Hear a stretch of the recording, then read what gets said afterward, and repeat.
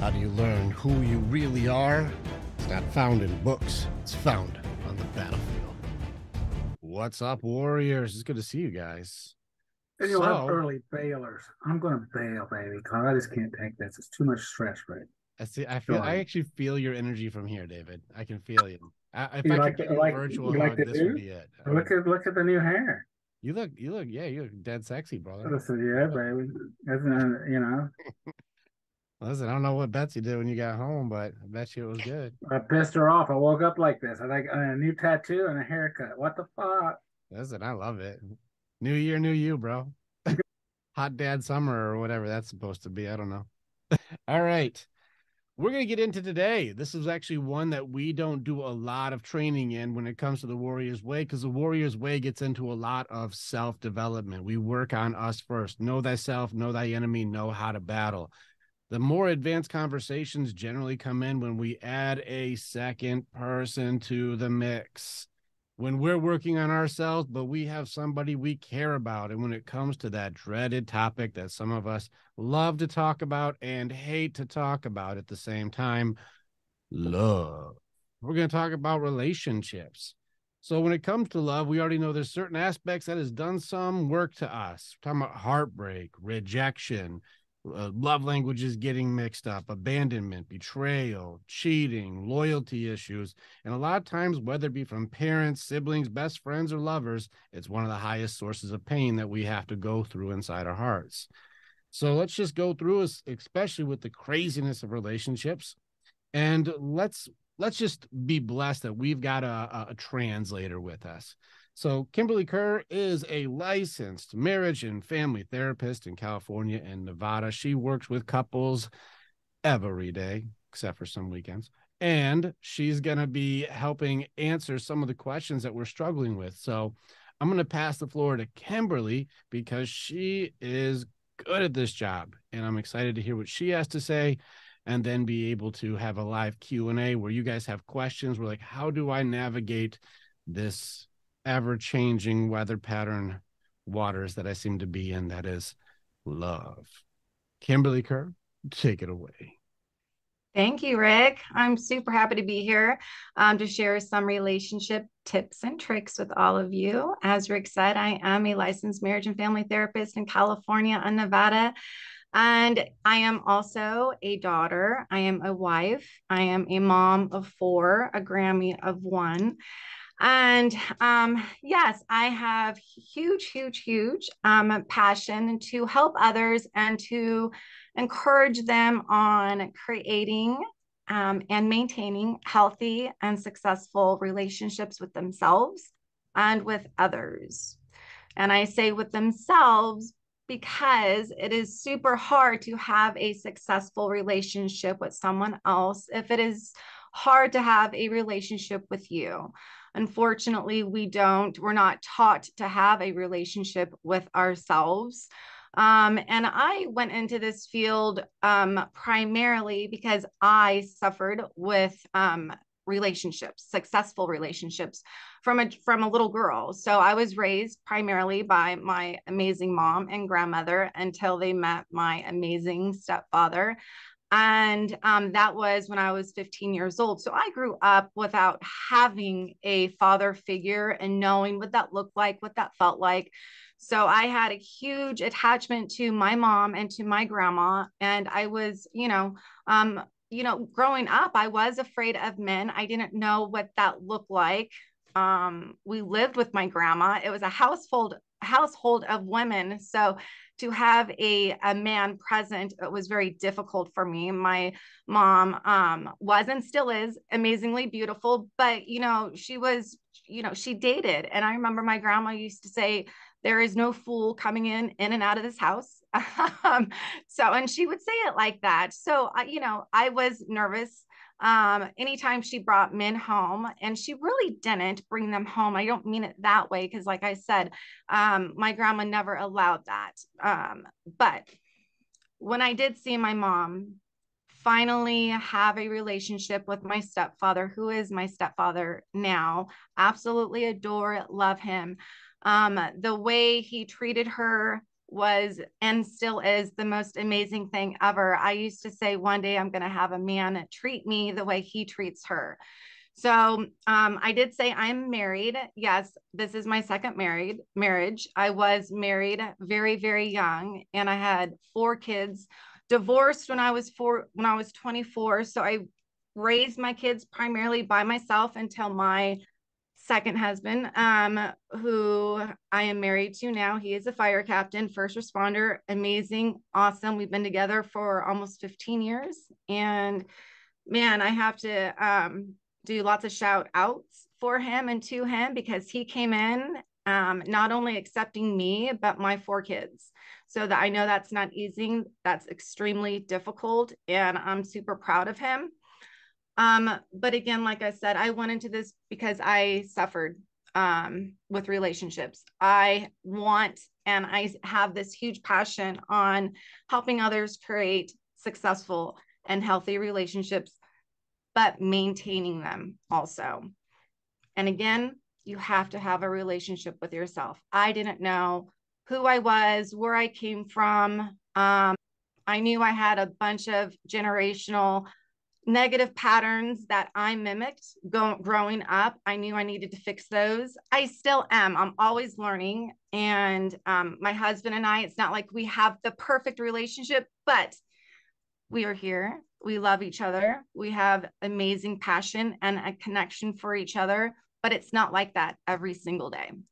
It takes work. It takes a commitment. It takes lots of love and understanding and forgiveness, patience, passion. I need protection and trust. He needs a lot of trust. We all need trust. But I realized doing this over and over with my couples, what a relationship means to me is not what it's going to mean to everybody else. So in my therapy sessions, I've realized, well, what does the relationship mean to you? And I do that specifically because it all depends on how we were brought up, where we were brought up, culture, religion. There's so many different variables that have meaning to what a relationship means, what it looks like, how it feels, how it sounds, and the expectations and the values. So, yeah, I know that was a lot. No, I think it's good. And I think it's one of the things too that gets really tricky too when people also have like a lot of us have issues when it comes to like seeing the relationships our parents had and not being able to like understand like how do I respect a partner or how do I love somebody even if I had a healthy relationship. I think some people struggle with that. What has been your experience if people never had, you know, mom or dad find the healthy one, and how do you help people like kind of sort out those ever pesky mom or dad issues that they have?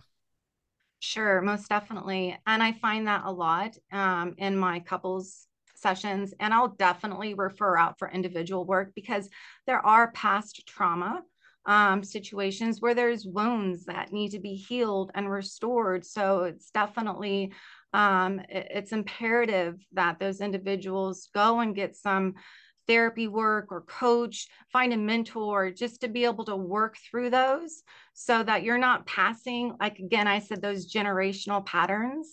So you can rebuke them, you can heal, restore, move on in healthier ways, and you're not putting them in your new relationships.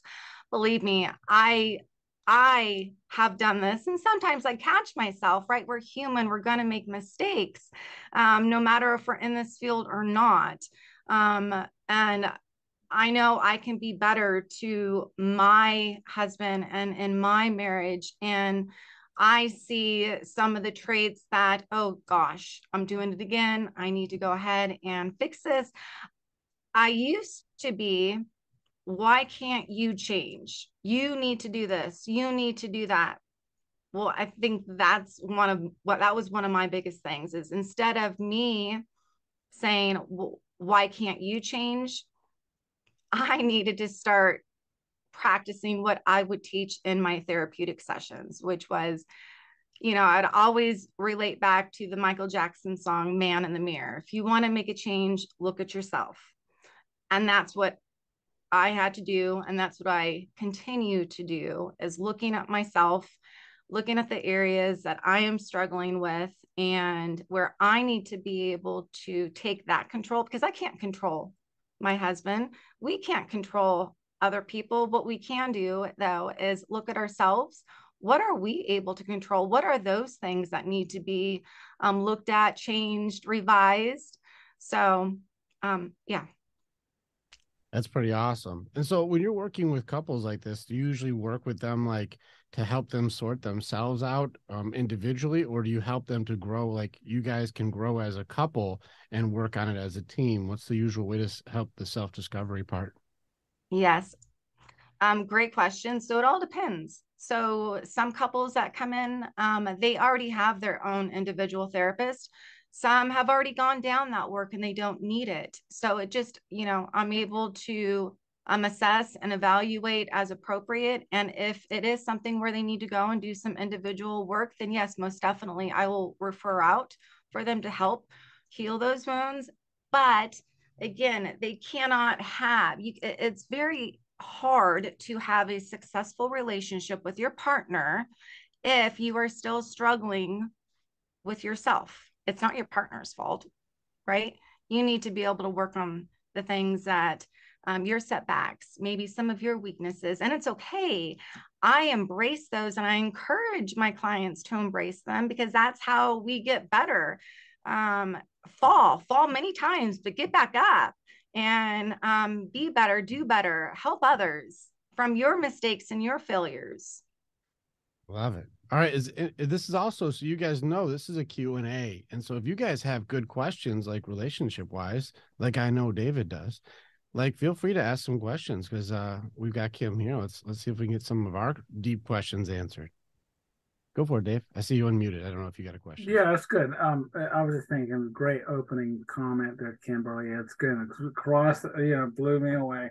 But just real quick question to you is, if you were to bin, like, say, the top one, two, three things that you see are the challenge areas for relationships, what would you say? Yes, well, the number one is communication. We're not taught how to communicate appropriately in a relationship in high school. We have to learn this. We have to put ourselves through the situation, whether we go to therapy. I put myself through therapy. I still go to therapy. I think it's great. It's wonderful. But communication, appropriate and healthy communication, that's a learned skill. We need to be able to be gentle with ourselves and our partners and be realistic with the communication styles. Also, when we are dating, when we go out and we're dating, do we really look at that communication pattern during that time? Not really.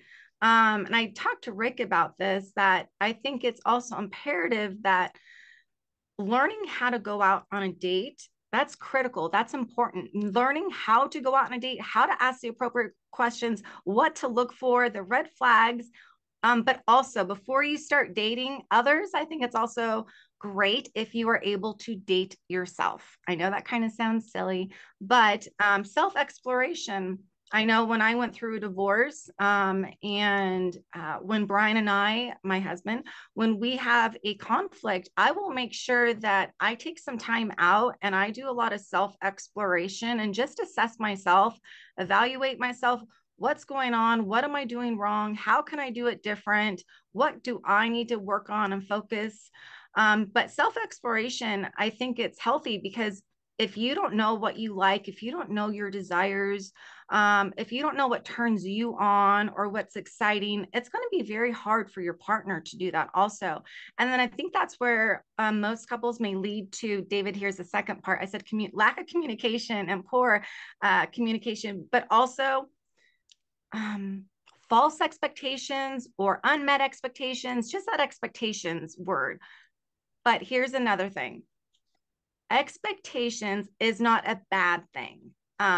It's only negative when you are implying that your partner should expectation. Okay, this is a difficult one because I do believe that there are expectations in every relationship.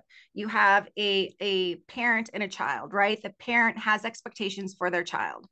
A teacher and a student. The teacher has expectations for the students. You have the employer and the employee. The employer has expectations.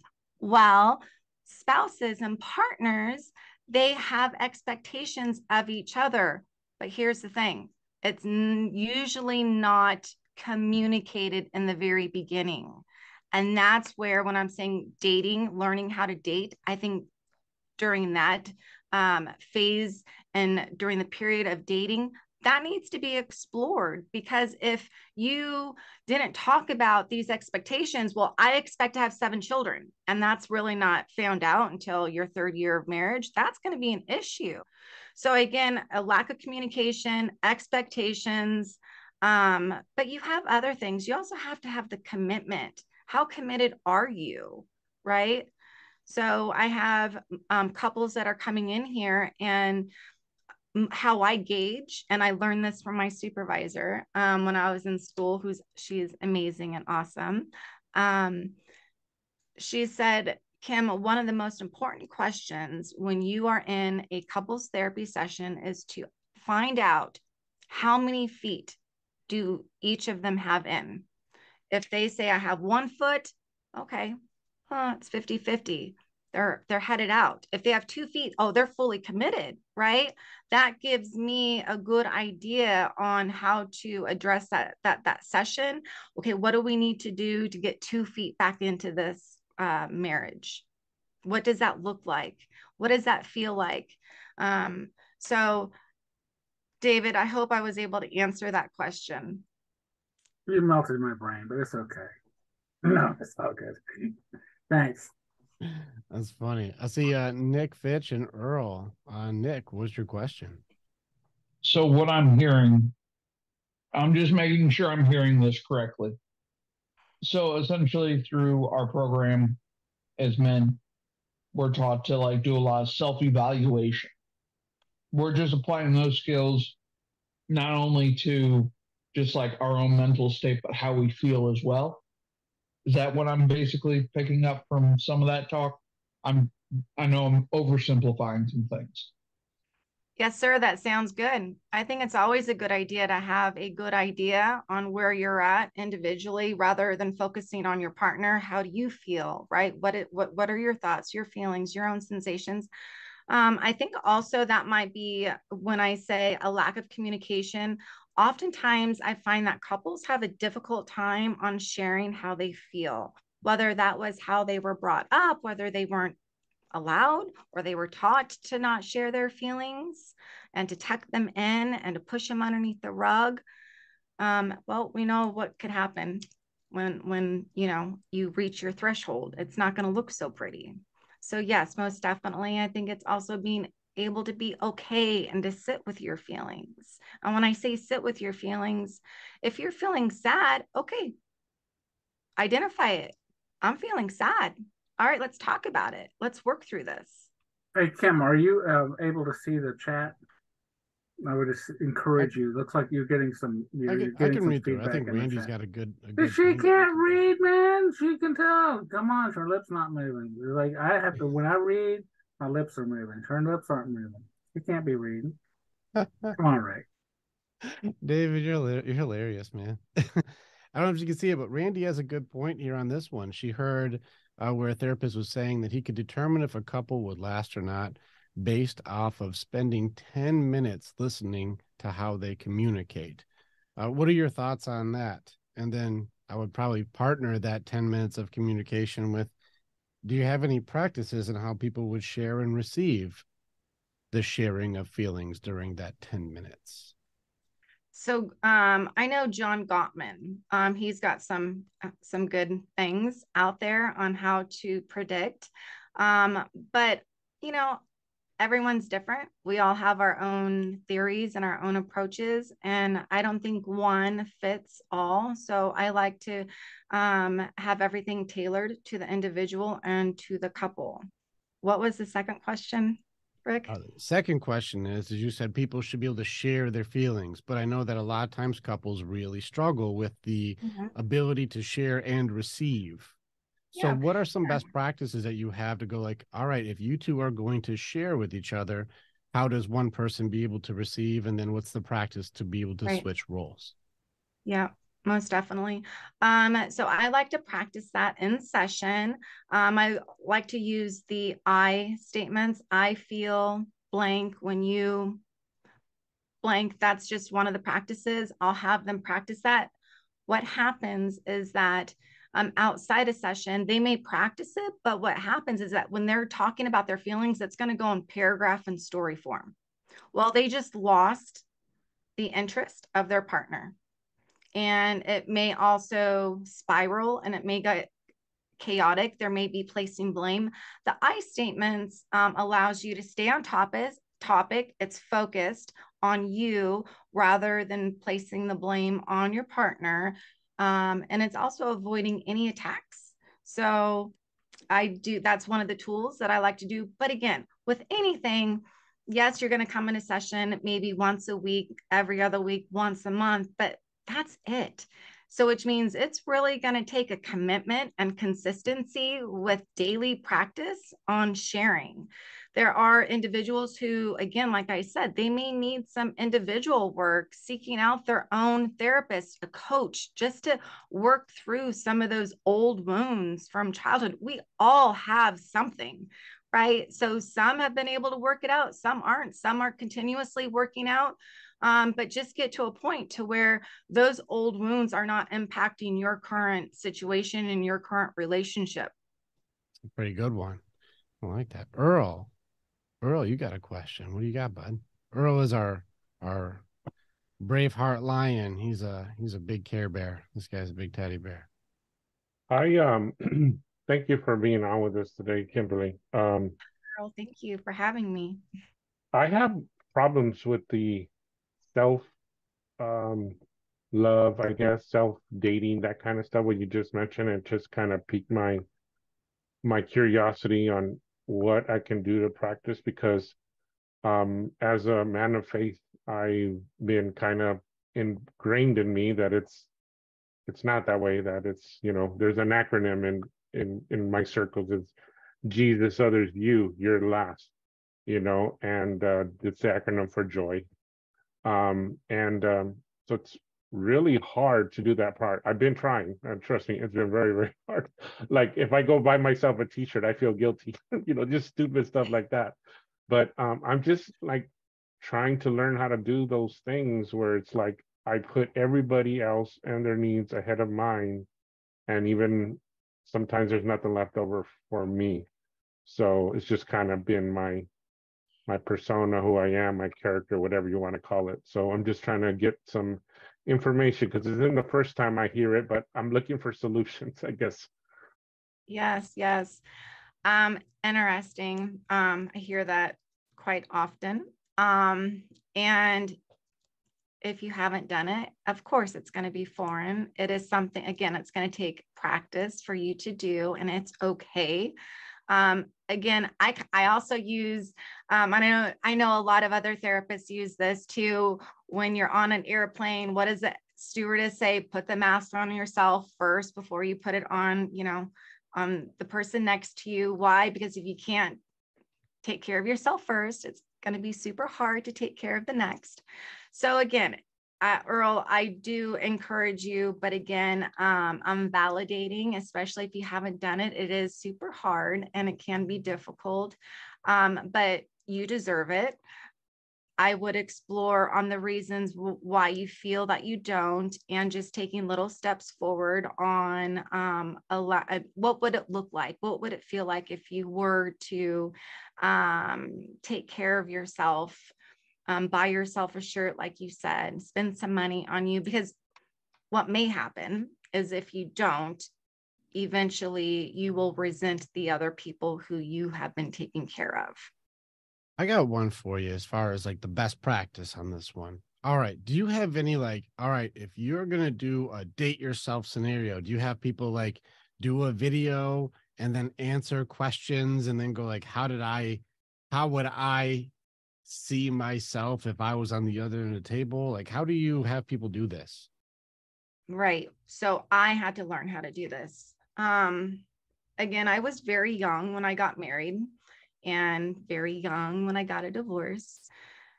So I married at 20, divorced 24. I have 4 amazing, beautiful adult kids. And again, I was a single mom. Difficult, very hard. I didn't know really I didn't know how to take care of myself or how to take care of my husband appropriately. I did a lot of, I was on a mission just to find myself on what to do, how to do things better. I read a lot of self-help books, watched a lot of videos. I watched a lot of sex videos, how to do this, how to do that, how to satisfy a man, how to satisfy myself. I raw, dirty stuff just to kind of dig in and to find out what that was like. Again, I did a lot of self-exploration. I sat in the mirror looking at myself because I didn't like myself. I thought I didn't think I was good enough. I was hopeless many times. So I had to do a lot of self-exploration, and it wasn't easy. It was very hard. It was hard to just look at myself. But I did. And I am super happy that I did. I love who I am. I've never really said that before. And I'm proud of who I am. I'm proud of who I'm becoming. And I'm only going to get better. I want to also be a source of hope to others. Again, I was very young. I put myself through 2 master's degrees while I was a single mom. It was hard. I was in an apartment with 4 kids doing everything by myself. And there were times when I'd find myself in the bathroom just crying with the door shut. And my daughter, she would send little messages underneath the door saying, "Don't give up on us, Mom." It's not easy. It is hard to navigate life. And again, life is all about relationships. I read the Bible, read scripture day after day after day. I thank God for never leaving me and abandoning me, because, as a little girl, not knowing who your father is or was, or I knew he was in the army, but I didn't know anything. I didn't know why he never came home. Didn't know if I did something wrong. Why wasn't I good enough? Why wasn't my mom good enough? So a lot of those questions carried over into my adult life. And that's why I had to really dig deep and go on a mission. It was a self-exploration mission. I will always go on a self-exploration mission. And that is because I'm always growing. I know my marriage is not always going to be, beautiful. It's not always going to smell like roses. My husband's a first responder. He's going to come home with his own challenges. I don't see him for a couple of days. And I used to want to run into his arms. "I missed you. It's been 2 or 3 days." And he was exhausted. But I took that personal. Why? Because growing up, that abandonment, the rejection, I carried that over. So I think I'm reading some chats. So yeah, there were some things that I carried over, and I knew that was something that was hurting my marriage. So I needed to make sure I went and got some help. Why is this happening? I need help. I don't want to be this way. I want to be stronger. I want to be better. I don't want my kids to go through or to ever feel what I went through, even though that I got a divorce and, kind of did the same thing with my mom. But you know what, man, my mom is a badass and still is. Super proud of her, love her. And I know that I'm a badass, and I know that my kids are looking at me saying the same thing. Yeah. Thanks for sharing on that one. Forge, you got a question? Yeah, I do. Kimberly, thank you for being here. Thank you. My question is, so what kind of tools would you help us out with or practices to help couples communicate their feelings to each other, or like their needs and wants? Like what kind of things can couples do to like help each other or help further their communication with those things? Mm-hmm. Right. Well, first I'd explore, well, what is your communication? First, I ask, well, what does a relationship mean to you? What is your communication style like now? How do you handle your conflict? What does that resolution look like? What does it sound like? I would want to get just a full assessment on what your day-to-day operation is together. Obviously make some changes where they need to be changed, and have you guys practice some daily things. But also, I always encourage you guys to look at each other, right? You have to have that connection, build that connection, just to be able to restore and repair. Because if you're not engaged, if you're not fully present, it's going to be super hard for the other partner to even feel that you're even interested. And if that's gone, that's extremely difficult. So in my therapeutic sessions, I tend to encourage the others to, and I pull this from Virginia Satir through the whole experiential side of things, is because again, relationship, it is an experience, it is a dance. Sometimes it's slow and sometimes it's fast.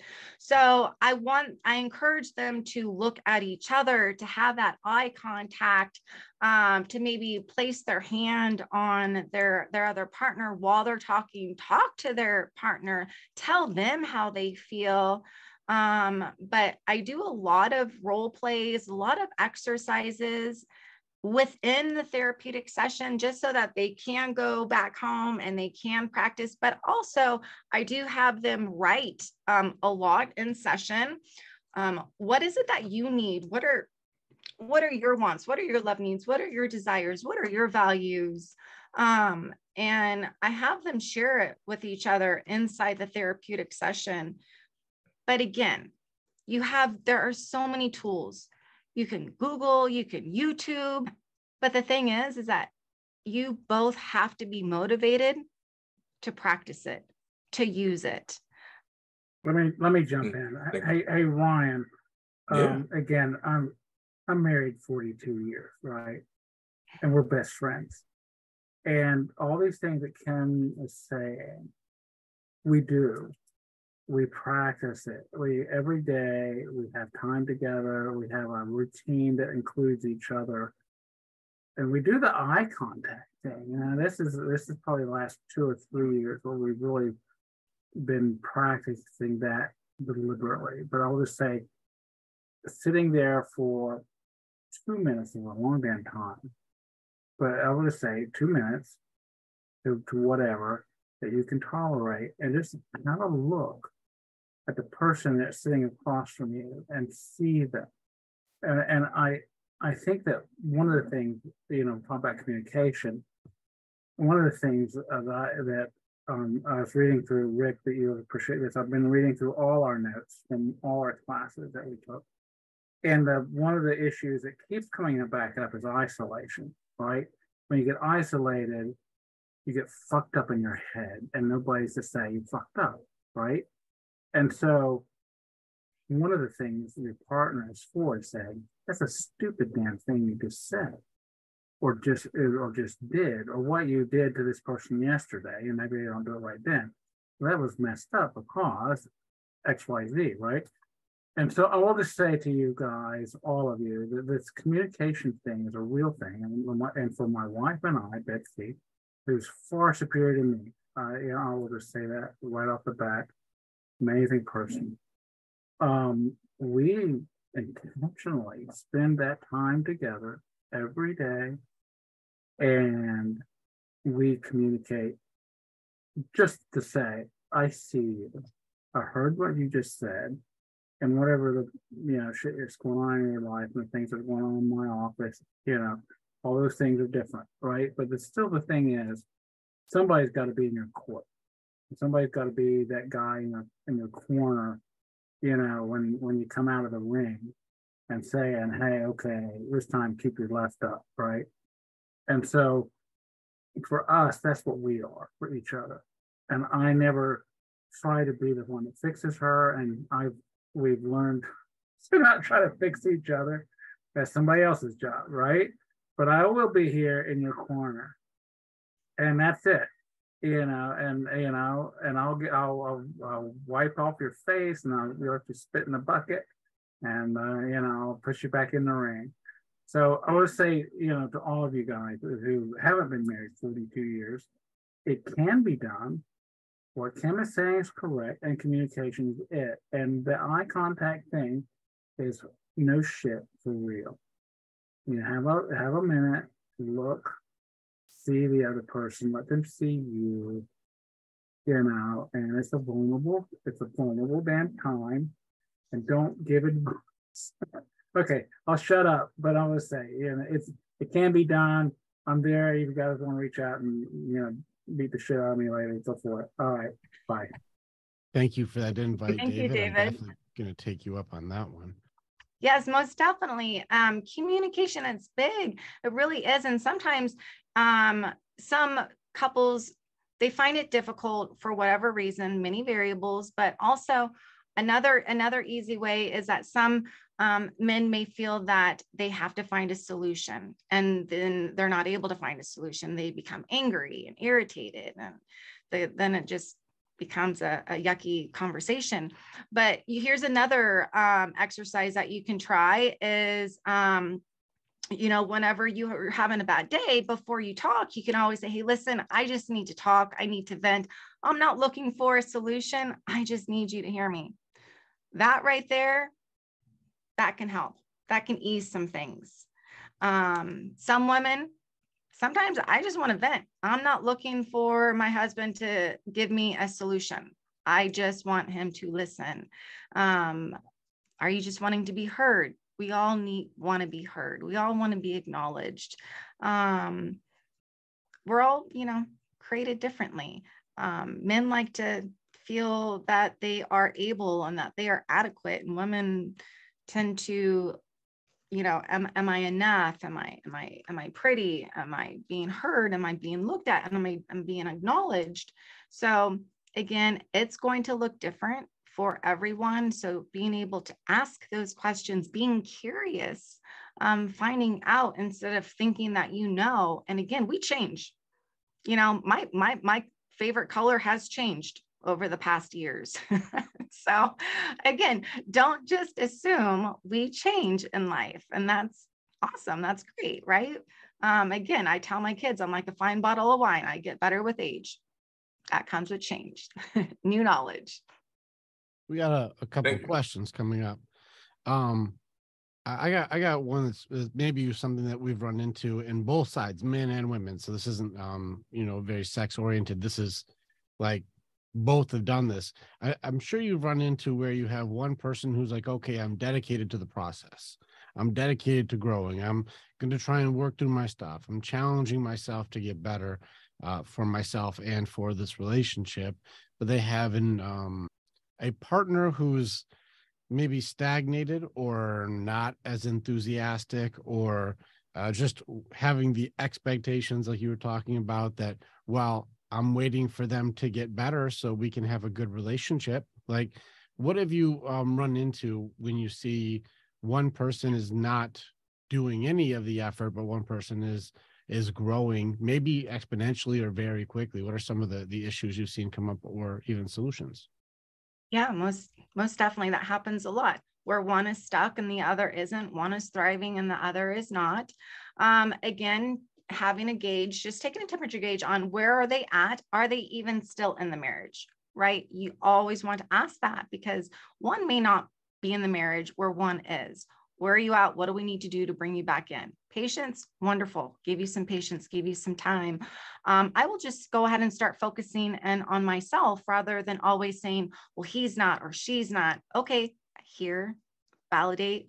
Let's go ahead and get you back on track. What is it going to take for you to go ahead and start focusing on yourself? Just again, take that time, focus on you. What are some things that you can do? That's what I would do. Because again, instead of placing the blame, that's not going to help your spouse. Well, he's not, she's not, I am, he's not. Yeah, for sure. Then working on yourself seems to be the universal answer on that one. Most definitely. We Yeah. always have some form of growth to do. Learning is awesome. It's amazing. And I mean, I know my experiences have led me to come to be better, and my persistence has brought me closer to myself, my marriage, and with my children. And I just continue to do it. Nice. And that's where my persistence, that's my motivation. And it's to help others find that motivation and that passion. Where is it? What's going on? Again, everyone is different. There could be some individual things that are going on. So if that's the case, then help them work on their things while the other one is focusing in on them. Absolutely. Chris, the mechanic, what's your question, brother? So I kind of have two questions, if that's all right. First one is kind of what we're already kind of currently going over as far as like being in a relationship and both people being at different levels of training, I guess we'll say, for lack of better terms. In that kind of a scenario, is it better off to start off by doing like individual counseling so that way there can be more of an equal ground before you start working together on a relationship?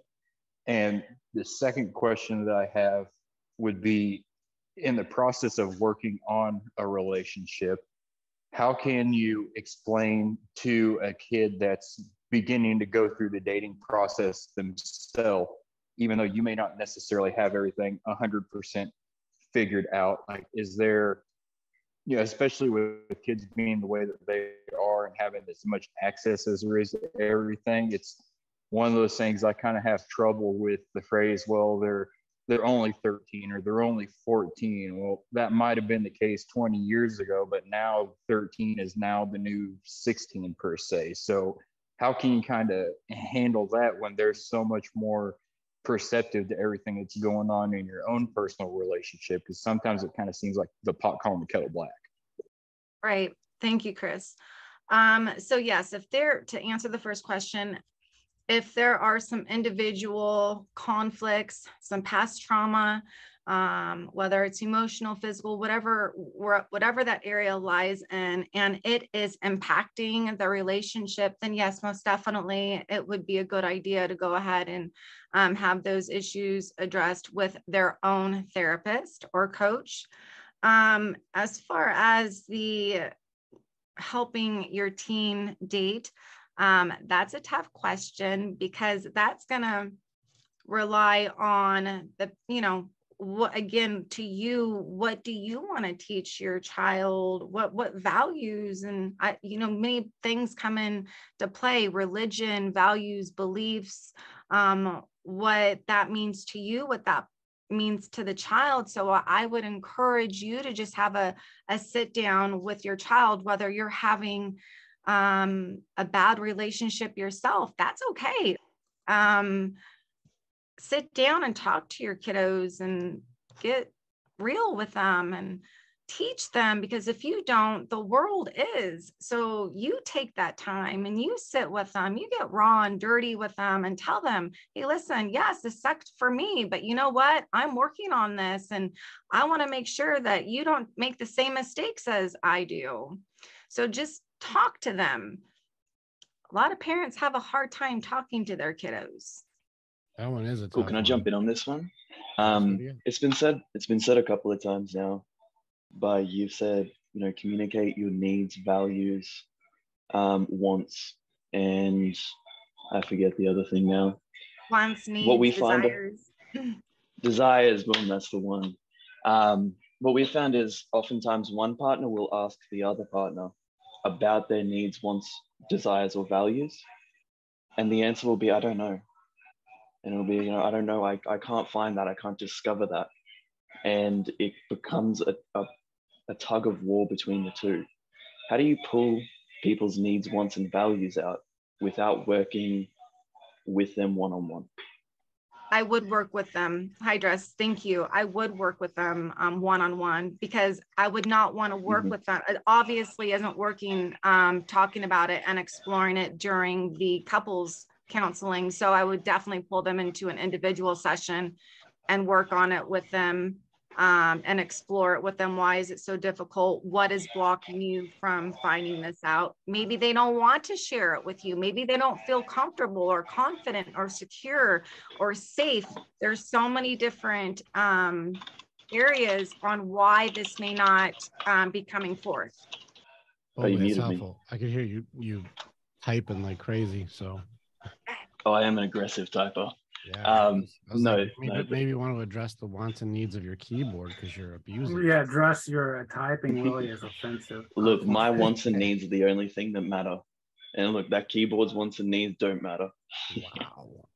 That's a type of assault, dude. Yeah, you hurt that keyboard's feelings, man. I can't believe you did that. No, I'm kidding. I love my keyboard. I'll have the hard conversation later. Do you have any tips for if you weren't going to work with them one-on-one?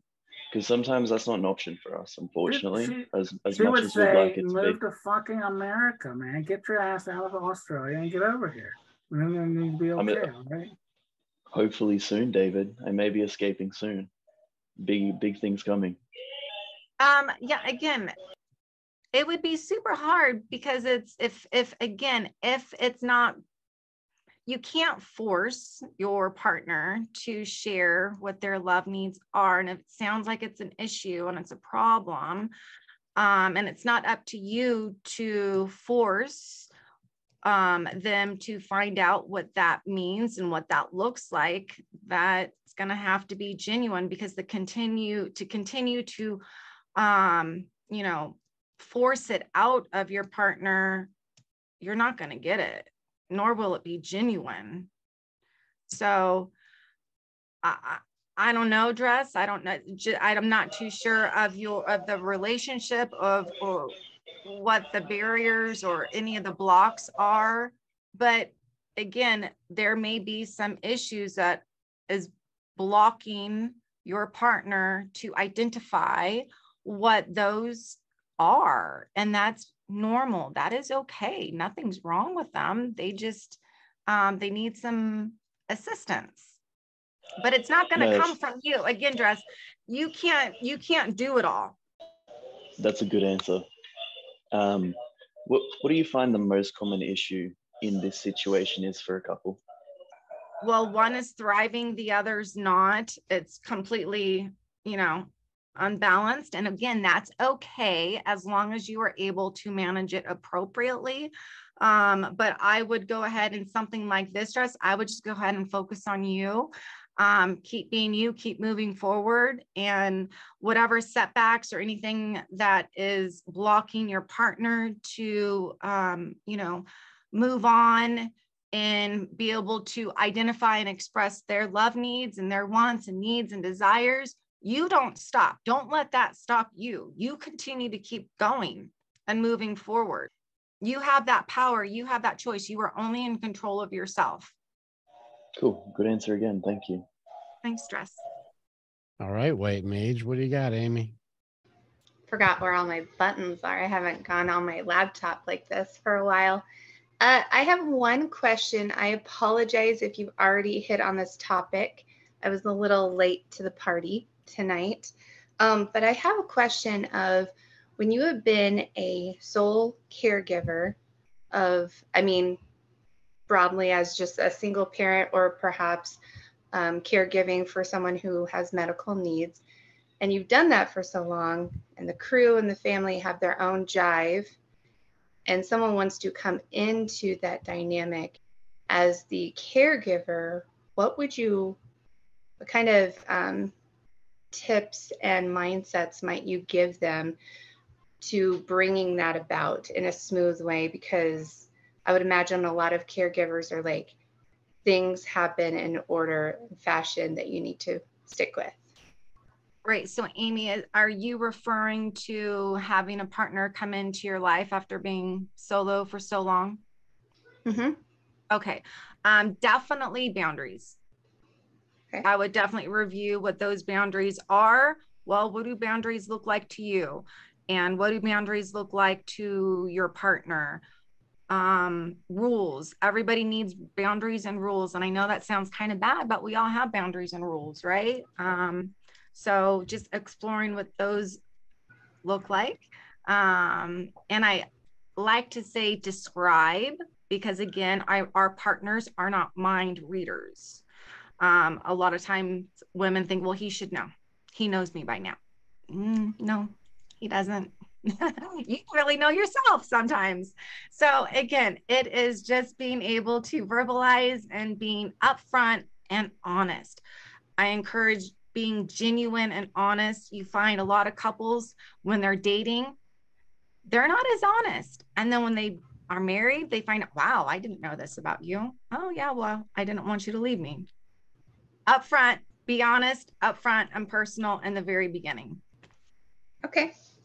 I guess maybe to just further that, on the other side, when you are caring for the people who need the care, how would you make that more of a smooth transition? Yeah, for kiddos? Kiddos, teenagers, fill in the blank. I mean, I have a friend who actually has a mother that she takes care of, who is not bedridden, and so we were kind of having this conversation, and it was just spectacular that you're on tonight, because I was like, I will take these questions to her. No worries. And so she's in the kind of the same boat. So I'm trying to ask more broadly, but yeah, how do you make that a smoother transition for the person who does receive the care and the attention that they've probably been used to getting for a long time, and now it may be a little bit more split? Yeah, most definitely. Well, first and foremost, you always want to make sure whoever it is, whether it's kiddos, adults, safety. You always want to make sure safety is number one. Mm-hmm. So that's going to be part of your boundaries and your rules, what that looks like, what that sounds like, what you're not, there's going to be some non-negotiables. Get those out there. Hey, this is not going to occur. This is not going to happen. This is not allowed. So again, just setting everything up so that there isn't, no one's blindsided. Just as much as, so with kiddos, obviously it's going to be a very delicate, careful talk, and you want to make sure that the children feel safe, first and foremost, and that they are safe. And I don't agree with that open door policy when, your people are dating and there's kids in the house. And I say open door, not having, men and women coming in and out of the house when you've got kiddos there. I would definitely side with you on that one. Yes, ma'am. Thank you. You're welcome. All right. Do we have any more questions? That sounded a lot like a boundary, man. I don't know if I can deal with boundaries. Holy shit. It's in section 4. I got you, David. David, you're good with boundaries. I'm not so sure about denial. I deny I have boundaries. How about that? Sounds on brand. Sounds good. Yeah, I got another question. You keep saying safe, comfortable, and secure for the other party. I find this gets lost in translation a lot. What do you define as safe, comfortable, and secure? What do I personally? Because that's going to look different from every couple, right? What I feel, my protection and my safety may look completely different from the next, and it should, because it's going to be tailored to you. So it doesn't matter what mine is. What really matters is, what is yours? What does that sound like? What do you need to feel and to be safe? What do your kiddos need to feel and to be safe? But yes, protection is number one. The protection and the trust, feeling safe. If I am in danger, I want to make sure that my husband is going to make sure that he's not just going to leave me. So that's one of my needs, right? But just because that's one of mine doesn't mean that needs to be the next. So again, I'll always explore, well, what does that mean to you? What does that look like? If you did, and maybe they don't have it, okay, that's okay. Well, if you were to have it, let's go in the future. What would that look like? Describe it. Cool, good answer again. Yeah, you answered my next question. I was going to ask you your personal ones and then ask about how you do it in practice as well. So you rolled 2 into 1. Thanks, Stress. All right, mechanic, what's your next question? So this one may either be a little late since I was a few minutes late getting in here, or it may be a little bit early since you might go over this more towards the end of this. But the counseling and therapy that you do, is that something that you do just for couples or for individuals? Is it just for men or women? Like, how would we go about about showing interest in something like that, and looking at using you as a therapist if that was something we wanted to do. Yes, sir. So I do individuals, couples, families. I've worked with youth at risk, with adults at risk, court referred clients, professionals, CEOs, celebrities. I work with it all, but my specialty is relationships and anxiety. You can go ahead and I'm on psychology today, but I know Rick probably has some of my information that he can share with all of you as well. David, sometimes I think we have to mute your keyboard. Yeah, I can give her a new category. Non-professionals, don't touch those guys. Yeah, if you guys need Kim's info to make sure if you guys do want to work with her, or at least have a conversation to see if it's a good match, yeah, I have the info for you if you need it. All right. Any other questions? This is going pretty smoothly. How are you feeling so far about this, Kim? This is you're like, all right, Q&A, let's go. How do you feel about this? It never, like Kim, it never goes like this when Rick runs it. Let's just say that, okay? Chaos. It's just chaos. It's been a hell of a lot better with you. Listen, I am super excited to be here. When he asked me, I was excited and I was nervous, though. I'm not gonna lie. I haven't done this, so this is my first time. So thank you for having me. I do appreciate it. You've done an amazing job. You've presented yourself well. You've filled a lot of questions. You, amazing. Yeah, glad you came. Thanks. Thank you. All right. As much as relationship stuff comes up in our conversations, I'm surprised we don't got more stuff to fire off. Like, I feel like usually it comes in pretty often with us. So it's like, because I hate you guys, I don't want to really talk about that in front of her. I just like to talk about it, mama. So, hey, Kim, let's brain jump. Okay, we've done a lot on communications and stuff, and I can tell that's your forte. Let's go to thing 2. When it's not communications. When you're communicating great, what are the next things? Great question, David. So you definitely want to be able to make sure that spark is there. And if it's not there, let's go ahead and bring it back, right?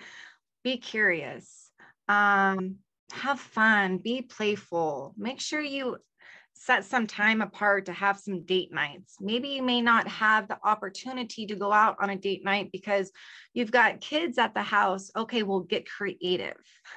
There are things that you can do to go ahead and just create that spark again. It is imperative.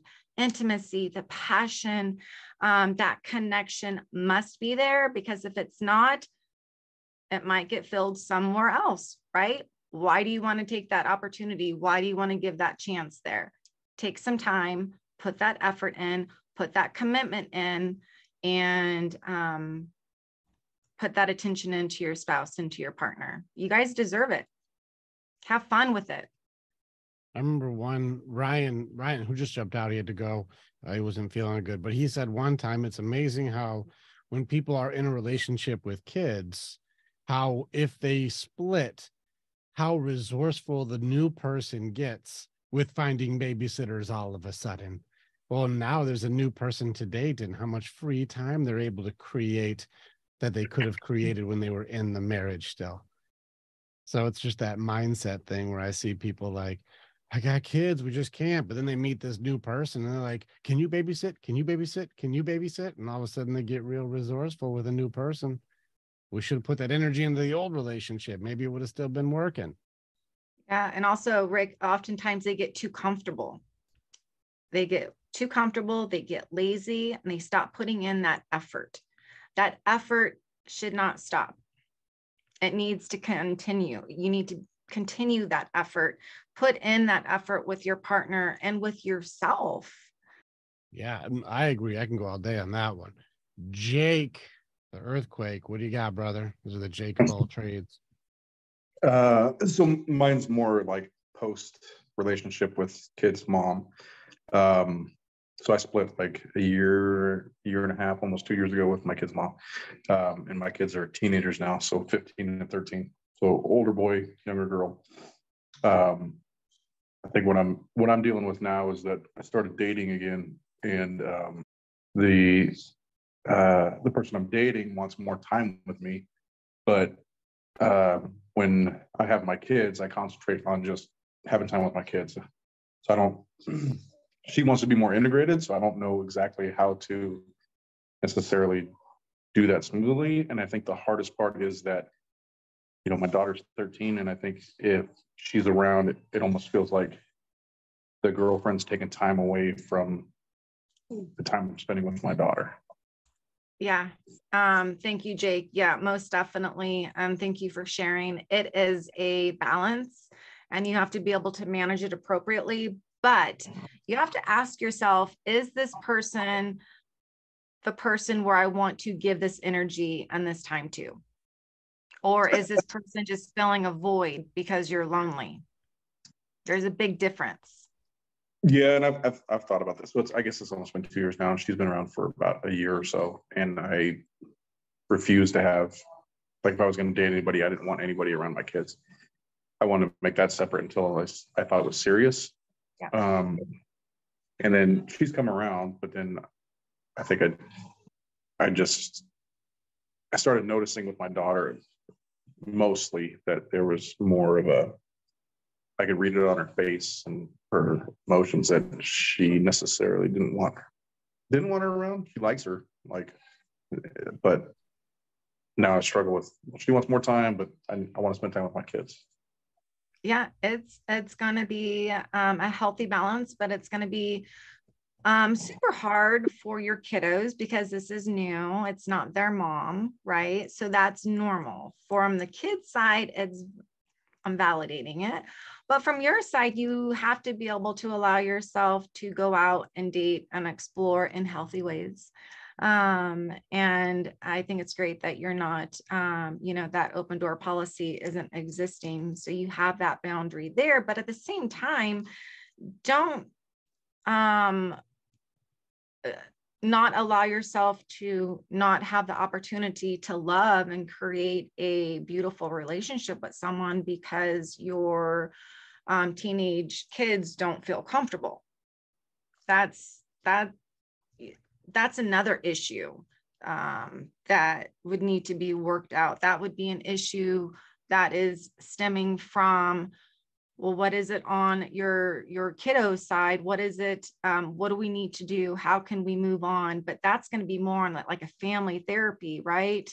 But also with you, what is it that's keeping you back from sharing with your kids? Hey, listen, I really like her. And they're not telling you who you can date.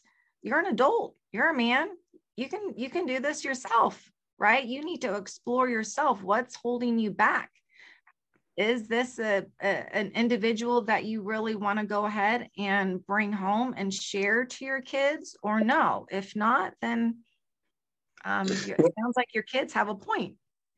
Well, she is. It's just, I think it's more me, because I talk to the kids and they're like okay with it and all that stuff. But then from my standpoint, I'm like, well, I'm going to separate them for now. Like, just because when I'm with my kids, I want to spend time with my kids. I don't want my focus pulled elsewhere, because I spend time with her on the days I don't have my kids. And like, I think, I spent, I don't know how many years, like, I think the most I ever stayed away from my kids was like a week in the first 10, 12 years of their life. So now that the time is split, I put more on the halftime now that I have with the kids, and I just want to focus on that. Yeah. Okay. Now, thank you for clarifying, because it doesn't really sound like it's on your kids. It sounds like it's more on you. So I'd have some individual sessions with you. Yeah, it's me. Yes, most definitely. Thank you for clarifying. And it's okay, Jake, most definitely. I got a tricky one before I throw the mechanic in the mix. Kind of to go off of maybe a little bit of one of the hardest conversations that we have. Being a parent is already tough, but as far as some of us know who have done the even harder job, step parents is a thankless hero work. this is a job where you get to do all of the stuff without any of the appreciation.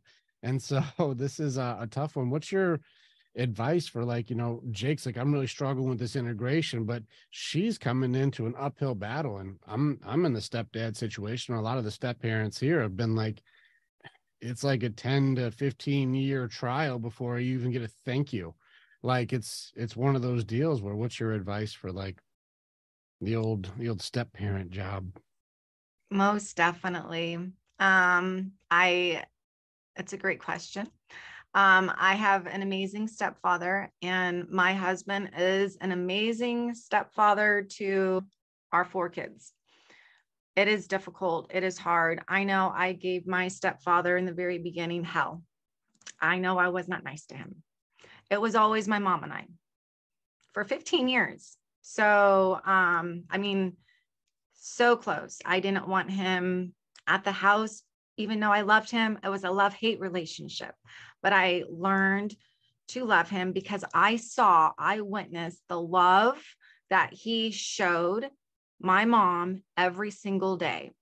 It didn't take me until I was older to realize the love and how amazing and awesome he is. He was the best thing that has ever happened to both of us. I thank God for him every single day. My husband now, wow, absolutely amazing. Hands down. He is a superhero. Yes, he is a first responder. He is my first responder. And I know my children absolutely adore and love him, but it wasn't always like that. It took time. Anything and everything takes time. Any good relationship, it doesn't happen overnight. No one has a magic wand, and we don't want a magic wand. We want progress to happen slowly so we can actually understand what it is, and so we can appreciate it. Now, I'm not going to say that we don't struggle. Yes, we struggle. Every relationship struggles. It's how you manage it, how you navigate it, and balance it out. So as far as step parents, it's hard being a step parent. I am a stepmom to his son. It is not easy. We have exes, and that's another, something else to navigate. It's not easy. It's hard. However, I've talked about boundaries and setting rules and what it looks like and what does that sound like. Those have to be addressed in the very beginning, and just being consistent and practice it and staying true to your word and following through, executing. Yeah, that's an endurance marathon on that one. That one's never rough. ending. That one's rough.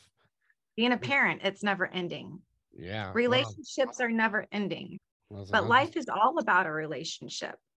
So that's why it's imperative to know how to have a healthy relationship, how to keep a healthy relationship. And again, what does relationship really mean to you? That's the question. That is a good question. How do you answer that one? What does relationship mean? Like, I actually would like, how did you answer that one? Because I think a lot of people are like, I've never seen someone do it right, so I don't know. Yeah, love and respect. For me, love, respect, intimacy, commitment, passion, patience, protection, trust. I've got a lot. But first and foremost, love and respect. I need to feel heard. I need to be seen. Why? Because growing up, the abandonment. So moving through life, if I didn't feel seen or heard, I felt abandoned. I felt rejected. Those were my issues. So that's mine. I've got a lot, and definitely those are talked about and explored. My husband knows that I talk a lot. He listens. And so, again, it's okay to talk and to explore, but I didn't know what I needed in the beginning. It took time. I'm still learning. I'm still growing. And again, there is no perfect relationship. It's not out there. It doesn't exist. But you can learn to have a nice and healthy relationship. I never said perfect. I said healthy. But also healthy relationships require conflict. How are you going to resolve the conflict? What does conflict look like to you? How do you resolve that? Conflict resolution. As long as you are looking to find a solution, sometimes you don't. And it's okay to be wrong, right? We don't always have to be right. I got one. You talk about healthy boundaries. How do we set up a healthy boundary when people want to do their vent or info dump, but the person that they're pouring on may not be able to receive all of the damage or all of the hurt that person's going through? This is one of the ones where it's tricky, where I watch people think that just because you're in a relationship means they also have to have the fortitude of a counselor or a therapist.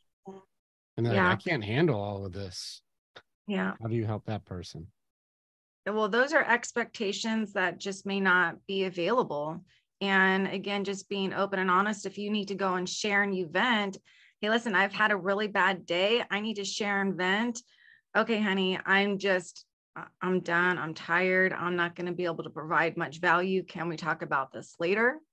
Or is it something that, hey, listen, you need to go and talk to your therapist, or go see your friends, go out to dinner, talk to them.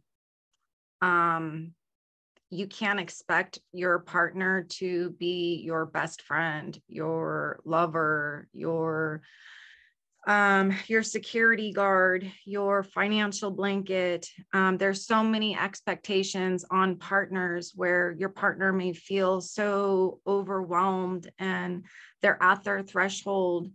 And when that happens, it's just very normal to have that conflict. But at certain times, they may be able to be your best friend. They may be able to be your lover. They may be able to do this, but they just may not be able to do it all at one time. It's just not possible. So to answer your question, Rick, it's always going to be beneficial for each partner to have a healthy support system and to not always rely on their partner, because their partner is not going to give them 100% of everything that they need, because most of the time we can't even give ourselves 100% of what we need. Mm-hmm. I like the support system answer. Good. All right, Chris Miller, what's your question, brother? So kind of going back to step parents and working that dynamic, if you're with somebody that would be in a step parent role, do you feel like it's a red flag, for lack of better terms, if they don't want to fill that role and would rather just have a friendship with the other child? I mean, is that something kind of look for, or even if you're somebody? I only got.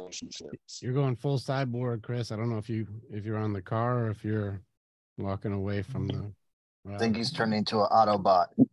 Yeah. All right, can you hear me any better now? Yeah, it sounded like you were fighting Decepticons. So I'm glad that's that stupid headphone. No, I was curious about like the dynamic of a step parent in a relationship as far as like with the kids. Is it kind of a red flag or something to be concerned about if, you know, that person doesn't want to be anything but a friend in that kid's life and not take on any kind of parenting responsibilities or any kind of discipline or coaching, talking, whatever you want to throw out there? Would that be something to kind of look out for, or is that something that varies depending on the relationship, or, you know, anybody that you might be presumably dating? I mean, is that, you know, dangerous in a relationship, I guess, for lack of better terms? Yeah, I wouldn't say it's dangerous, because again, it's going to vary, and maybe that individual isn't confident or comfortable or doesn't know what it means to be a parent. So again, being a step parent, we aren't expecting that step parent to come on in and just all of a sudden take that entire role and start disciplining and start setting rules. That's, again, not really their job. That's not their role. I would go ahead and it could be that's just what you and your partner have decided and explored. What is this going to look like? Again, so what I did in mine and what my parents did in theirs and what you're going to do in yours and to the next, you all are going to determine that. You as that couple, what does this look like? And that's where you explore, you assess the situation. This is what my child needs. This is what the family needs. This is my role within the relationship as the mom. And this is what your role as a stepfather looks like in this household, and vice versa. So my expectations of my husband toward my children were much different than his expectations of me with his son. So again, it's going to vary. It's totally completely different. You really need to explore and sit down. But no, I wouldn't say it's a red flag at all. I would just say, oh, let's talk about it. It's okay. I want to say something about a step parent. I was raised by one, and it wasn't great. I'm 52 now. My dad's he's my dad who raised me, but we have the best relationship now. It's like I see him twice a week. We're on the phone probably another 2 or 3 times a week. And just because it isn't going the way you want it right now, doesn't mean it'll eventually get there. Because yeah, it wasn't the best for me and him. Those times we almost came to blows a couple of times. But now it's just like, and I talk to him more than my biological, which, I love the guy, but he was just never around. So it's just really hard to weigh the two out. But for me, my dad is the guy that raised me and showed me my values and taught me to be the man that I am today. So that's I just want to give some positive stuff to people that are maybe feeling like they're doing it to know for no ends or no means or whatever you want to say. It's being heard. Just give it time. That's awesome, Earl. Yeah, thank you for sharing. No, step parents are, it's hard, and especially them coming on into the relationship. Again, it's going to be a careful dance, and how they're going to navigate that. What's allowed? What are the rules? There's so many different variables. Is there a custody issue? There's so many different variables that can impact that relationship. What's allowed, what's not allowed, what you're able to control, what you're not able to control. So it's gonna vary. It's gonna depend. All right, Amy, what is your question? Well, you said something about the best friend and having that expectation carried over into a relationship with a partner. I knew when I was growing up, I did hear like, oh, you want to go out there and you want to find your best friend. So I was really curious about what you, Kimberly, and you, Rick, what you would say to that mindset, or like that was the fantasy or the expectation of like, I'm going to get married to someone and they're just going to be my best friend. And some of the other labels that you put on that, Kimberly, it's very interesting to me. Yeah. Rick, did you want to take it first? Yeah, I actually don't agree with it. I don't agree that your partner has to be your best friend, because you can still have a best friend. And like, just because I work so much with our guys, it's really important to have an outlet or a processing system that's not your intimate partner, because a lot of times our partner it's so close to the chest on some of the processing that they can't handle the conversation. So processing it with your actual best friend, getting a different perspective, unloading some of your nonsense before you have the real conversation, you have to have that person that you just truly trust, your ride or die. And so if you've abandoned your best friend because your lover is supposed to be all the jobs that Kim just said, you can't be all the jobs. Like, I don't agree that your best friend has to be your lover. And in order to be a lover, they have to be your best friend, because what the heck happened to your best friend then? Oh, I met somebody, so we can't be best friends anymore. Like, no, that person's been around for years. This person's new. My best friend is my best friend. No. And if something happens where we break up, my best friend will still be there. So I'm not abandoning that for this where we have breakups. No, I wouldn't abandon your best friend because you are dating somebody. And to expect that your dating needs to be your best friend in order to be a relationship, I don't think that's a prerequisite at all, because can't be everything for somebody. Like, you can be parts of that love, you can be the intimacy, you can be the growth, you can be we make each other's lives better in different ways, but to be everything, You have to like all the same things I like and have the same hobbies and interests I like to work on the car and like to go shoot pool and like to have beers and bullshit, talk about sports. You have to do all that. You're like, some of those are not my thing, but my best friend, we can go all day. I got to have that outlet. So I don't think it makes any sense. I think it puts too much pressure on a relationship and it causes more harm than good.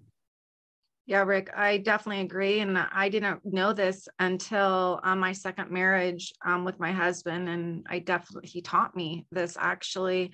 I realize that he does. And just like I do we both need to have a healthy support system from each other. I find that when he goes out golfing with the fire guys, he comes back home in a very calm mood. And that's his outlet, whether I agree or whether that's my thing or not. That's what works for him. And if he wants to go out and have beers during the day somewhere, that's his thing. I know he's coming back home. I know where he's at. He's coming back home to me. And the same thing with me. I had a difficult time going out doing anything without him. But I have learned over the years, it's okay. And I know, what I can and what I can't do. I know my weaknesses. So I make sure that I too have a healthy support system just as much as he does. And it's not possible for any partner to be everything, because if they are, they're only going to be able to be everything for temporary. It's not going to last. They're going to reach their threshold. Also, most likely, if somebody is trying to convince you that they have to be your everything, you may be in a narcissistic relationship. So that's not healthy. You should abandon all your support system. I should be your sole person. Why are you talking to those people? It should just be you and me against the world. Stop talking to your parents. Stop hanging out with your friends. You just be us. These are red flags. I should be your best friend. You should only need me. These are not healthy things. These are bad when they say abandon your support system. So I would probably not recommend that relationship. That's a scary one. It gets real scary because once you're isolated, it's almost like a parasite or vampire can now feed in private and you can't fight it anymore. Yeah, and that's on purpose. They want to keep you caged in, prisoner. Scary. All right, Dross, what do you got, brother? Can you say it in your best Australian, please? I'm Australian all the time, so I'm already saying it in my best Australian. Cool. I've got the foundation for everything is willingness and being able to introspect in order for a couple to grow. Do you agree? Can you say that one more time, Dross? I'm sorry.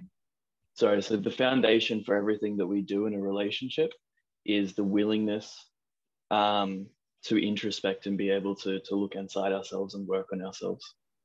Most definitely. Cool. So a lot of the times we talk about a rock bottom or a divorce being that moment where we can actually start to change and look inside ourselves. Have you noticed that there's other moments or other ways to get people to do that thing? Just having that greater listening, right? But yes, I do strongly agree with falling and being able to learn from your weaknesses and from your failures, because it's super hard not to grow if you don't. How do you learn if you don't go through it personally? But you can also see it through other people. So if you're not going through it, you can learn and watch and observe others. So that is possible if it's not happening with yourself. Well, let's say you're in a relationship, and just like we were talking about before, it's become uneven, unweighted. And then you're like, okay, I love this person. I want to make it work, but I don't see the willingness in them. They're not putting the work in. Now, in order for them to grow, you could say, well, it needs to be a divorce or they need to hit a rock bottom.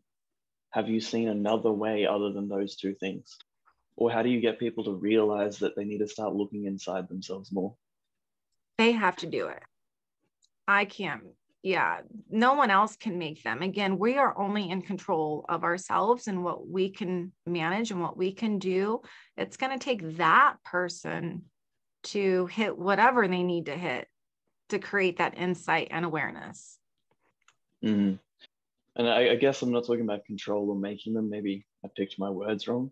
I think a better choice of words would be, how can you support them in making that decision? Because you don't want to leave that person. You fucking love them. I don't know. It may sound like there may be an attachment. If you're not, if you're expecting and you're wanting someone, if I'm hearing this right, Jess, if you're wanting that person who you are so deeply in love with to make a change, but you're not able to do it and they're not doing it, I guess the question is, well, how is this benefiting you? How is this impacting you? Putting all of this time and effort and energy on wanting them to change. Or even not having an acceptance to where they are on their journey. Right. Because like we oftentimes will judge people's journeys. Like, I wish you were doing this. Why aren't you doing that? I wish you were doing more of this. Why aren't you doing the thing that I said I like? You know, and we judge people on their journey. They're like, I have to still navigate that. I've never seen that before. Or I don't know if that's my needs or my desires or my things, you know? And so, and I would really probably say it's after you've really actually shared would be like when some sort of like rock bottom ultimatum, you know, the rubber hits the road, is where like, I am saying my values, my needs, my desires, and I see you have potential for these things, but, or even like the expectation of the potential of, or even the comparison of how you used to do. I think that comes up often, like you said, Kim, when people get comfortable. You're like, well, this is the reason why I chose you. And then once I said I'm committed to you, you stopped doing the things. That's the reason that I chose you. And you go like, so how do I reignite that fire if they're like, I don't want to do that stuff again? And you're like, but that feels like a bait and switch. It feels like you duped me for your safety, security. And now you have me, but you won't give me any reciprocity for the reason I offered safety, security. That's pretty tough to be able to have an acceptance to that without saying like, it seems like if you're not going to be who you portrayed yourself as, I can't stay in this. So Dress, choose. Dress, let me jump in on this one because I think you have opened up a really difficult one.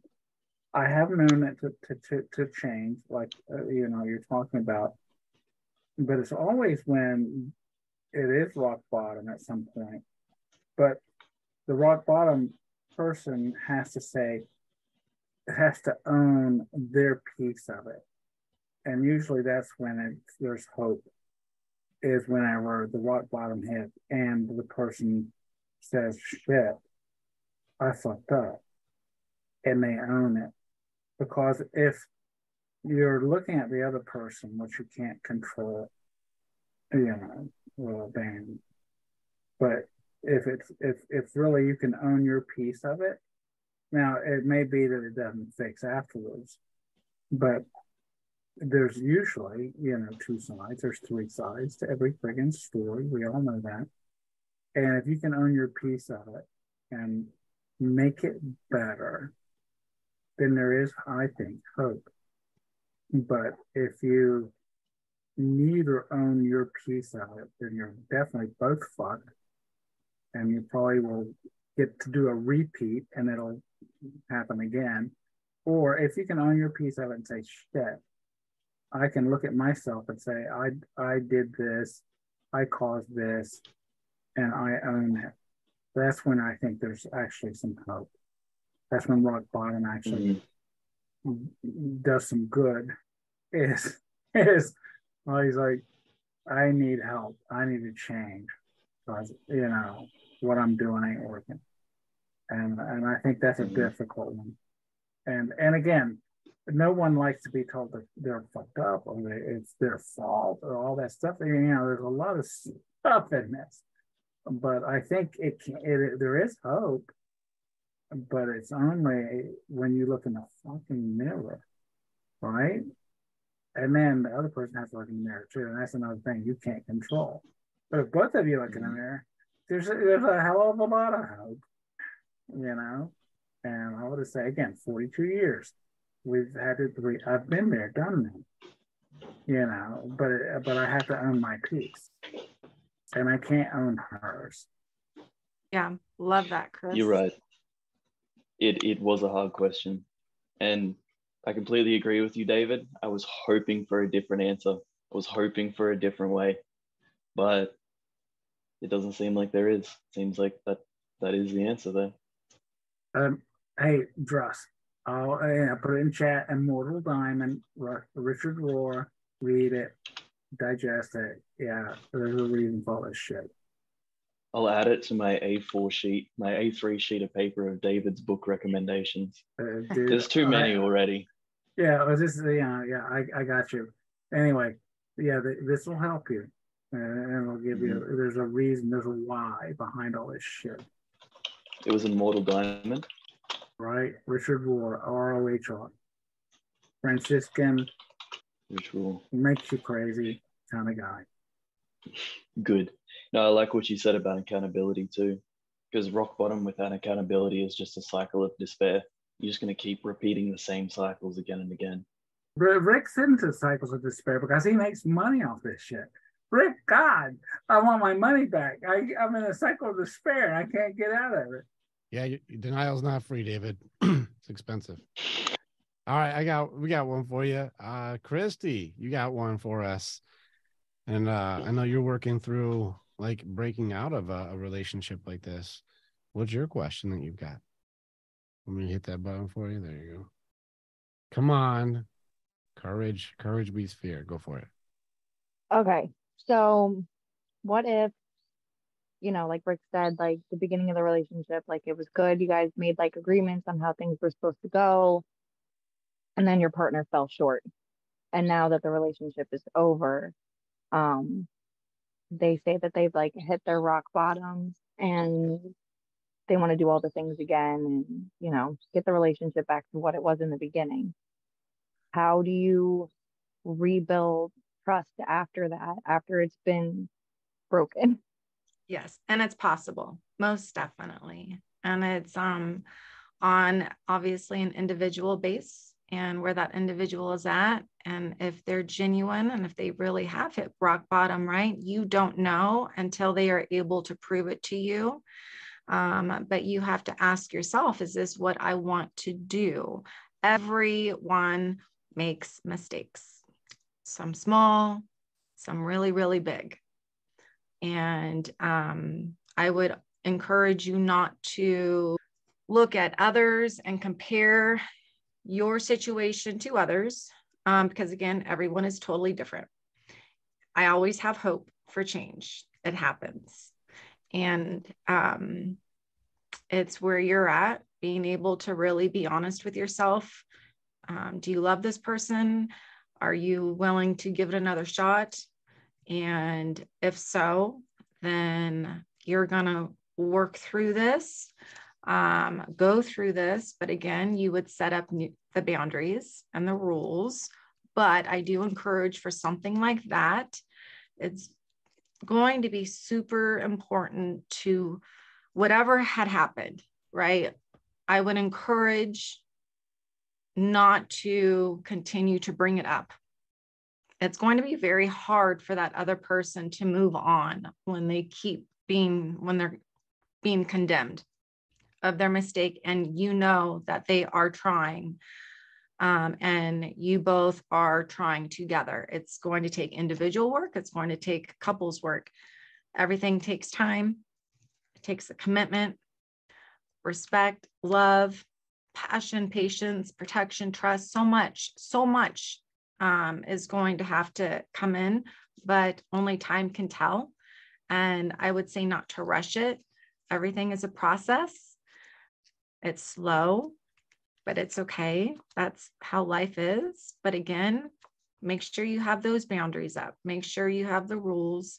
And moving forward, it didn't work here. I'm willing to give it another shot and we're going to do it this way. But again, that's up to you. That's if you decide to give it another shot. You have to look at yourself, dig deep.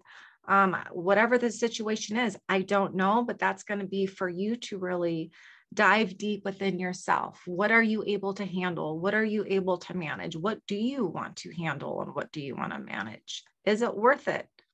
Are you really motivated and engaged? Are you going to put forth that respect and that love and that connection and that patience that's going to be needed through this process? Is it worth it? But I do say I have a lot of hope.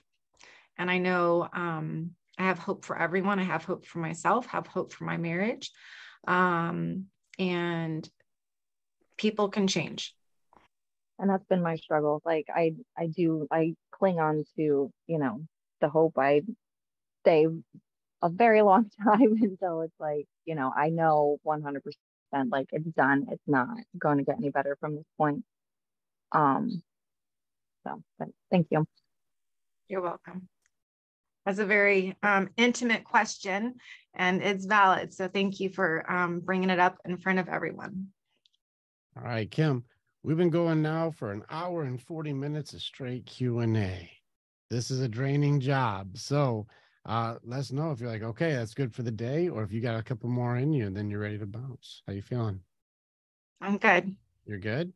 All right. Okay. Yeah, if anybody's got any more, like this is, yeah, we got a lot of people who are going through relationship stuff. So if you want to fire off a question, let's do it. And then we can have ourselves a great night.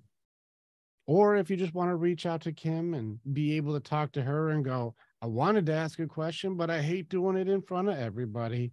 We can also set that up for you too. Otherwise, your silence signals that we answered everyone's questions. Yeah, I feel like all my things just relate back to myself. Like go through trying to ask some questions and everything that was going on today. Everything is kind of like internal, so just things you have to think about and decide for yourselves, you know. But that's why I can go outside of myself.